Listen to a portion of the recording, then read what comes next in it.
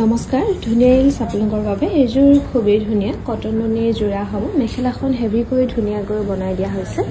এখন থাকিব মেখেলাখন আৰু লগতে সাইডৰ পটিকিটা এনেকৈ কৰা পাব এযোৰ আপোনালোকে ল'ব পাৰিব 2600 টকা ভাল লাগিলে স্ক্ৰিনশ্বট লৈ থব পাৰে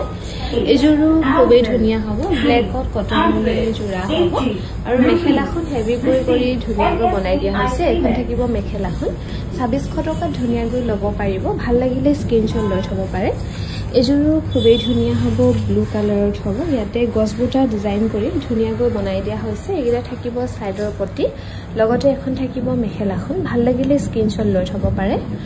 আমাক যোগাযোগ কৰিব পাৰিব 9678284538 নম্বৰত এযোৰো খুবেই ধুনিয়া হ'ব ডাৰ্ক পাৰ্পল কালাৰত হ'ব আৰু সাইডৰ পটিকিটা এনেকৈ কৰা পাব লগতে এখন থাকিব মেখেলাখন ভাল লাগিলে স্ক্ৰিনশ্বট লৈ থব পাৰে